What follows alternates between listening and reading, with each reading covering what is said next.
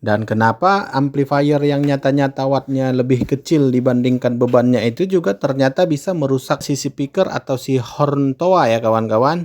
Nah, itu karena ketika sebenarnya si amplifier ini tidak mampu atau kurang tenaga untuk mendrive si beban, si speaker atau si horn, dia akan terus berusaha sampai pada puncak kemampuannya, sampai klip biasanya ya kawan-kawan. Dan kondisi klip ini akan membuat si amplifier itu distorsi tentunya ya kawan-kawan. Akan muncul suara distorsi yang sangat membahayakan speaker, yang sangat membahayakan pada bebannya itu. Biasanya sering terjadi di horn toa atau di tweeter speaker yang 2W ya kawan-kawan.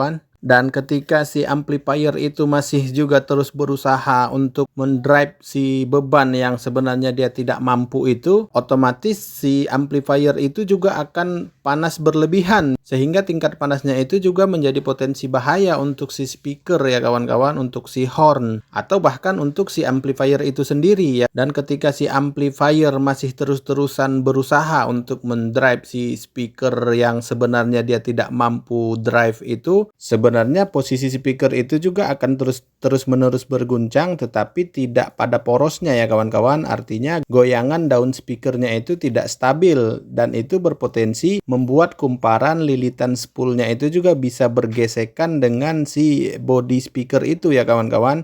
Dan tentunya itu juga sangat berbahaya, berpotensi untuk membuat si speaker atau spool itu terbakar ya kawan-kawan. Dan kurang lebih kesimpulannya seperti itu, bukan berarti amplifier yang wattnya itu lebih kecil akan aman dan tidak akan bisa merusak speaker yang kita bebankan ke si amplifier itu ya kawan-kawan. Jadi intinya memilih amplifier yang tepat dengan speaker yang tepat juga, sinkronisasi antara beban watt dan impedansi yang tepat tentunya sangat akan membantu kita, sangat akan mempermudah segala urusan-urusan kita ke depannya mengenai perangkat sound system di masjid-masjid, di musola-musola itu ya kawan-kawan. Baiklah kawan-kawan, semoga video ini bermanfaat tentunya, semoga menjadi berkah. Selamat siang, Assalamualaikum warahmatullahi wabarakatuh.